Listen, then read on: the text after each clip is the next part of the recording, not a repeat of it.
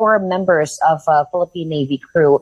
And the president is saying that despite what happened, despite the injuries and the increasing escalation, this is not a reason for the Philippines to invoke the Mutual Defense Treaty with the United States. What other reports do we have? Because we've been sending note verbals, we've been sending solemn demarches, but other than that, what else, Senator? I've been espousing a move not done before. I've been expressing a move that should have been done, although this is the prerogative of the executive department, that perhaps it's about time that we recall temporarily our ambassador, the Philippine ambassador to Beijing, to really show our utmost disgust to what just happened, wherein injuries were recorded in terms of our kababayans delivering supplies to Ayungin Shoal. So it is timely because the ambassador, our ambassador to Beijing, is in the Philippines right now. So we can just let him stay here for several weeks to iron all of this out. So he's here. I saw him when he brought in the Senate plenary hall some members of the Mongolian parliament. And that was exactly coincidentally on the same day when this latest incident transpired in the Ayungin Shoal area. So recall the ambassador, and then what the DFA did the other day, summoning the embassy of Beijing here in Manila to explain, is also a step in the right direction. But what can that really do, Senator? If we summon the ambassador back here at home and not let him fly back. It will not cut off our diplomatic relations with China. The consular offices would still be open, but recalling the ambassador is one of the highest protests that we can do right now. Sans any moves that would escalate the situation. So this is in line with various allowed diplomatic tools that we have in our possession. It was done before during the height of the Iran Saudi Arabia controversy. I think it was also done during an Indonesian diplomatic controversy with another country. So we can do this. We are allowed to do that. All right. You mentioned earlier about the DFA, because I want to ask your position on this, Senator.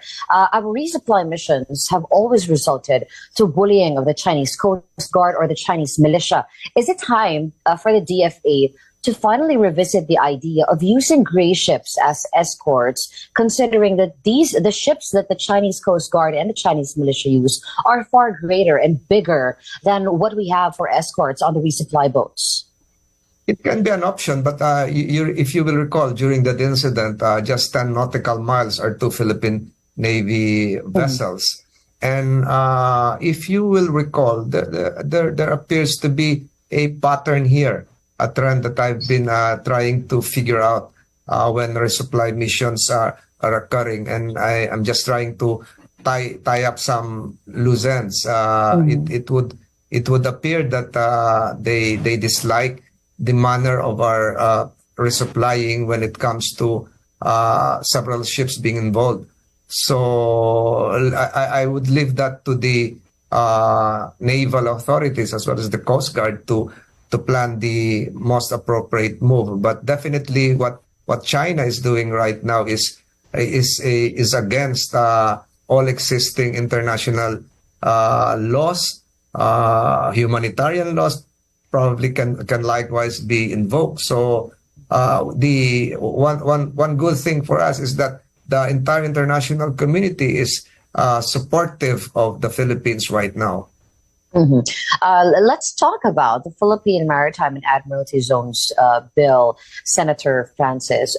When this gets passed, how will this protect our fishermen and the uniformed personnel tasked to patrol our waters? The Maritime Zones Law probably pissed off the People's Republic of China because it will really enhance our claims it will even it even included. I think there was a response coming from the Chinese Ministry of Foreign Affairs. What will happen is that once this is enacted into law, the Senate has approved it. There is a House version right now. We're trying to iron out some differences. But I think it will establish with clarity and certainty the exact metes and bounds of Philippine maritime entitlements under UNCLOS, and it will really implement some of the provisions of the 2016 arbitral ruling. So, in practical terms, Rica, it will set clear parameters for our law enforcement agencies, especially the Philippine Navy and the Philippine Coast Guard, in securing our maritime domain. And protecting our maritime resources for the benefit of not just the fisher folks, but the entire nation. Because we're not talking about looking forward the content, the substance of our blue economy, which runs into trillions of dollars, and these are we can consider this as a rich fishing ground for our food security. So the Maritime Zones Law will provide it will provide a clear, establish the sovereign rights of the Philippines over our legal and extended continental shelf, hanggang saan lang pwedeng pumunta yung iba for research. And it included even the Benham rice, which an incident transpired a few days back. So it will likewise provide a clear penal provisions for violations. So enforcement would be there relative to illegal and unauthorized navigation in Philippine waters. So and more importantly, it will become a diplomatic tool to stress that the Philippines complies with its legal obligations under UNCLOS and adheres to the rule of law, which, as I've said, is being recognized by other countries as well. So it will provide more clarity in terms of what we are claiming. It will also harmonize our domestic policies with international law. That's the objective of this Maritime Zones Law. Yes, because that's the thing, Senator. It's been clear for the Philippines. It's been clear with the international community as well what the arbitral ruling is about. That's why we're enforcing this bill to strengthen the arbitral ruling's claim on the West Philippine Sea, most especially. But this legislation, do you think this will stop China's aggression, considering that they have no respect for international ruling? What more for our local legislation?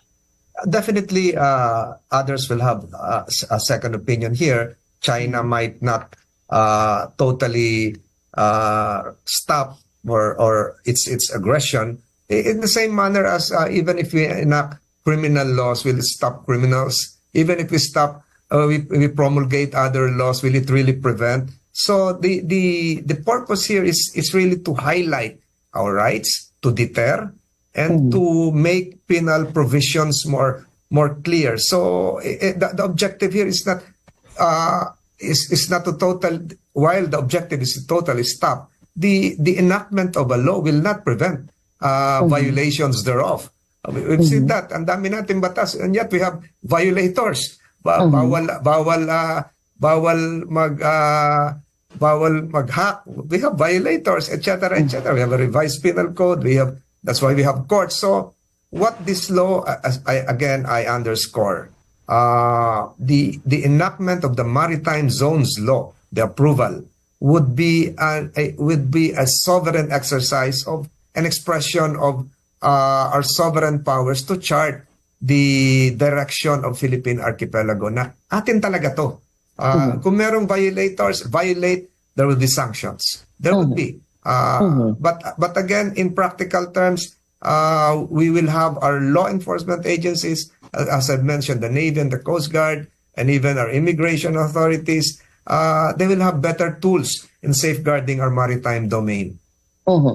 But let's talk about police power on this, Senator, because right now we have the Philippine Coast Guard, which is a civilian entity patrolling the waters. Will this legislation provide more, strengthen the arbitral ruling in means that aside from using the Coast Guard, a civilian entity, will we be employing the Philippine Navy as well? Definitely, because when you talk about a maritime zones law, and we will just be the second country, I think one of the few countries with an archipelagic state. They're just 22. When you talk about maritime zones law, you'll be talking about the contiguous zone. And when you talk about the contiguous zone, this would be the zone 24 nautical miles from our baseline. It is an area where we can clearly enforce immigration, fiscal, and even environmental laws, sans the involvement of others. So it is, excuse me, it's a clear demarcation where we can enforce our rights. Now, as regards the exclusive economic zone, this would be an area where we have sovereign rights and jurisdiction. Wherein, if you look at the UNCLOS, before any, similar to what happened to the Benham Rice incident when two Chinese ships were spotted, the coastal state has the right to regulate activities in terms of research, and any foreign vessel should secure the consent of the coastal state. The coastal state now is in the Philippines. I'm now referring to the incident that transpired on the right side, on the eastern seaboard, protruding towards the Pacific Ocean. So it will give us more enforcement rights. It will give us more in terms of clarity. It will give us the exact law to implement when we make an apprehension. Because there has been an incident before in Tawi-Tawi wherein a Chinese vessel was found to be loitering in the area, and they claimed their ministry claimed that you don't even have a maritime zones law to enforce, to speak of in the first place. So if this law would allow the Philippine Navy to patrol our waters as well, would this automatically give a message to the international community that because we have this law, if our Philippine Navy is there patrolling our waters, we are not in any way aggressive towards hostile countries for any takeover? You're correct. You're correct. All right. I totally agree. And we can enter into, as a sovereign nation, we can enter into alliances with other countries to allow us to jointly exercise the right to patrol, and even to the extent of conducting joint scientific research, etc., etc. All right, it's nice that you brought that up, Senator, because we recently had the ASEAN-Australian Summit, and it touched on maritime issues like this one and safety. How will this bill, when passed into law, affect our international and regional relations regarding maritime agreements? It will enhance. It will enhance even our stature, because it clearly delineates where our boundaries would be. And we put on notice other maritime countries, other vessels, other flag states on where these boundaries are. And an offspring of this law would be, or really also be significant. It would be the ASL. It would be, which I'm trying to finish right now. It would result in an archipelagic sea lane. And the archipelagic sea lane would really provide the exact waterways, the routes where foreign vessels can pass, pursuant to our maritime zones law and pursuant to the law of the sea. Just a couple more, Senator, before I let you go. Do you think that the bill that you're trying to pass is a precedent to better maritime zones laws that we can promulgate in the future? Yes, definitely. As I've said, this is 30 years in the making. This should have been approved during the middle 80s, but we're now in 2024, definitely this was a product of not just the evolution of the law of the sea, but even existing geopolitical dynamics, which really brought us into this situation. It is not just a reaction to what is happening right now in the West Philippine Sea and even in the Benham Rise, which we will be calling talampas ng Pilipinas, but it's really a standard meant to, again, reiterating, to harmonize our domestic laws with international laws, and looking at what the blue economy can provide in terms of food security to the Filipino people. China is calling on the removal of the BRP Sierra Madre. I'd like to get your thoughts on this, and also on the bill. What do you think we should do regarding additional outposts on our waters? So you have two loaded questions. One, China, as I've said yesterday, should not, is not allowed to veto our Philippine Maritime Zones Law. The Philippine Maritime Zones Law, by encapsulating the arbitral ruling, would really strengthen our hold in the Second Thomas Shoal or the Ayungin Shoal, where the BRP Sierra Madre is located. China cannot dictate upon us to remove that. That is still a commissioned vessel. China cannot even tow that away from that area. It is ours. Second, as regards the enhancement of other outposts, I totally agree that we have to do that.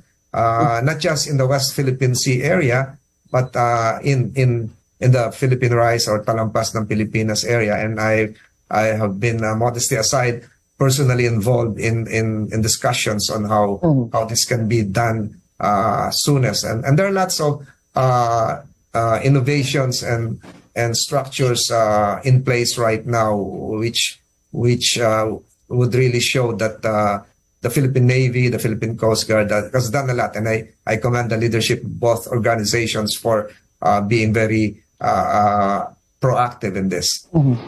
And finally, before we go, Senator, on a different topic, I just want to get to your reaction on the passage of the House version of the bill seeking to amend the economic provisions of the Philippine Constitution. How are discussions faring in the Senate? I attended the tail end of the last hearing concerning education, so it's still moving forward. The subcommittee of Senator Angara is it's still moving, so I'm not privy to what transpired yesterday in the House Committee of the Whole as regards our BH7. And 2 days ago, I filed Resolution 941. Resolution 941 is a first in terms of the Senate rules. It would now produce a methodology, a process of how the Constitution can be amended, utilizing our BH 6 when it comes to the plenary. So it's now my proposal is now under discussion by the Senate Committee on Rules. It is the only modesty aside, again, it's the only supplement to the existing Senate rules that would allow the amendment of the Constitution via a fourth mode, which has been espoused by our former dean, the Atin Law School, Father Bernas, as to how to amend the Constitution, voting separately. And I hope the Senate Rules Committee would have this approved pretty soon to really show that the Senate is moving forward likewise, similar to what the lower house is doing. Well, do you think you have the numbers enough to pass our BH6? I cannot answer that. Let's leave that to the Senate leadership. I'm just one vote. I'm just a constitutional law junkie trying to contribute something to the refinement of what seems to be what appears to be gaps in our Constitution right now. All right, with that, I'll let you go. Thank you so much, Senator. Thank for your you. time. Good morning, Rica, and give my regards to Miss Karen Davila as well. Thank you. We'll do that. Thank you, Senator Francis Tolentino, joining us on Hot Copy. Moving on, a Philippine Navy officer believes the Chinese Coast Guard had no intention of sinking Manila's resupply boat, which it targeted with a water cannon. Jose Carretero joined the resupply mission and he filed this report. It felt like a cat and mouse game in the West Philippine Sea, and resupply missions are always a tense and dangerous situation for the Philippine side. China's playbook remains the same: shadow and block Philippines resupply vessels from reaching Philippine troops stationed at the BRP